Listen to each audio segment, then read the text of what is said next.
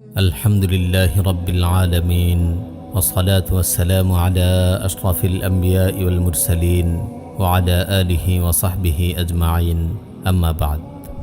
আমরা বসবাস করছি কলম ও কালির যুগে, সামাজিক যোগাযোগ মাধ্যমের যুগে। আমরা চাইলে যা ইচ্ছা লিখে ফেলতে পারছি, যে কোনো মতামত হুট করে নিজস্ব প্ল্যাটফর্মে প্রকাশ করে ফেলতে পারছি।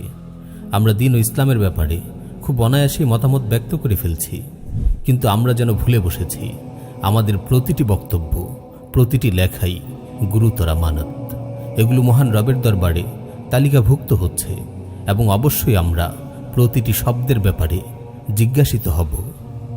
অধিকাংশ ভাইয়ের লেখা ও রচনাসমূহের প্রতি দৃষ্টি দিলে মনে হবে যেন রবের পক্ষ থেকেই তারা নিজেদের কলমের কালির রেখা টেনেছেন। এই প্রসঙ্গে মনে পড়ে যায় আল্লামা হাফিজ ইবনুল কাইয়িম রাহিমাহুল্লাহর বিখ্যাত কিতাবের শিরোনাম ইলামুল মুওয়াক্কিঈন আন রাব্বিল আলামিন। আল্লাহ তাআলা শাইখের আত্মাকে পবিত্র করুন এবং তার কবরকে নূরান্বিত করুন। এই শিরোনামের ভার আমাদের অনুধাবন করা প্রয়োজন। একজন মুফতি কিংবা একজন দাঈ যখন আল্লাহর দ্বীনকে তুলে ধরছেন, তিনি যেন আল্লাহর পক্ষ থেকেই স্বাক্ষরিত তার দ্বীনকে তুলে ধরছেন। তিনি যেন রবের পক্ষ থেকেই কোনো কিছু সাব্যস্তকারী, স্বাক্ষরকারী। আরবিতে ইবনুল কাইয়িম রাহিমাহুল্লাহ তাদেরকেই বলেছেন মুওয়াক্কিঈন আন রাব্বিল আলামিন, রবের পক্ষ থেকে স্বাক্ষরকারী।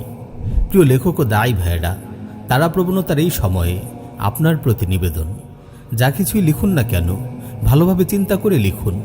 বিশেষত আপনি যখন নির্দিষ্ট কোনো দলের ব্যাপারে কলম ধরছেন, মানুষের উপর বিধান আরোপ করছেন, তাদের শ্রেণীবিন্যাস ও পথ নির্দেশ করছেন, তখন আপন কলমের কালির রেখাগুলো নিয়ে গভীরভাবে ভাবুন। আপনার কলমের প্রতিটি ফোঁটাই আমানত, আপনাকে এর হিসেব দিতে হবে। আপনার রব বলছেন, মা ইয়ালফিজু মিন কাউলিন ইল্লা লাদাইহি রাকীবুন আতীদ। মানুষ যে কথাই উচ্চারণ করে তার জন্য একজন প্রহরী নিযুক্ত আছে, যে লেখার জন্য সদা প্রস্তুত। হে কলমের ধারক, এ এক ভারী দায়িত্ব। নাজাত চাইলে ইলম ও ইনসাফের সাথে কলমের রেখা টানুন, নতুবা চুপ থাকুন, এটাই আপনার জন্য কল্যাণকর। হাদিসে নববীতে এসেছে, রাসূল সাল্লাল্লাহু আলাইহি ওয়াসাল্লাম বলেন, মান কানা ইউমিনু বিল্লাহি ওয়াল ইয়াউমিল আখির ফালইয়াকুল খায়রান আও লিয়াসমুত। যে আল্লাহ ও কিয়ামত দিবসে ঈমান রাখে সে যেন ভালো কথা বলে, নতুবা চুপ থাকে। যে জিনিস আপনাকে কষ্টের দিকে নিয়ে যাবে সেটার ব্যাপারে সচেতন থাকাই তো কাম্য। মনে রাখবেন, কোনো কিছুই নিরাপত্তার সমতুল্য নয়। নিজ লেখা ও রচনার ব্যাপারে সাবধান থাকার একটি পদ্ধতি হলো, যার দিন, আমল ও মতামতের ব্যাপারে আপনার আস্থা আছে এমন ব্যক্তির কাছে আপন লেখা রচনাকে উপস্থাপন করা, তার কাছে পরামর্শ নসিহত চাওয়া, অথবা সোশ্যাল কোনো প্ল্যাটফর্মে বিশ্বস্ত কিছু ভাই নিয়ে একটি গ্রুপ খুলে নেয়া, যেখানে প্রত্যেকেই নিজ নিজ লেখা পেশ করবে সংশোধনী ও মতামতের জন্য। বিশেষত লেখার বিষয়বস্তু আধুনিক ও গুরুতর প্রসঙ্গে হলে এই পন্থা অবলম্বন করা আবশ্যক। দেখবেন আপনি এমন কাউকে পেয়ে যাবেন যার বুদ্ধিমত্তা, মতামত, দৃঢ়তা বা অনুসন্ধান আপনাকে উপকৃত করবে। আমাদের আহলে ইলমরা এই পন্থাই অবলম্বন করেছেন, আর তারাই হলেন আমাদের জন্য অনুসরণীয়। কোনো কোনো আহলে ইলম কয়েকটি ধাপ পার হওয়া ছাড়া গুরুত্বপূর্ণ রচনা কখনোই প্রকাশ করতেন না। সেই ধাপগুলো হলো, নিজে উক্ত রচনা একাধিকবার ভালোভাবে দেখতেন, পরিচিত একাধিক সাথীর কাছে উক্ত রচনা নজর বুলাতে দিতেন। কখনো কখনো সেই সাথীদের সংখ্যা 10 জনও পার হয়ে যেত। অভিজ্ঞ ও নেককার কোন আহলে ইলমের কাছে সংশোধনীর জন্য উক্ত রচনা পেশ করতেন।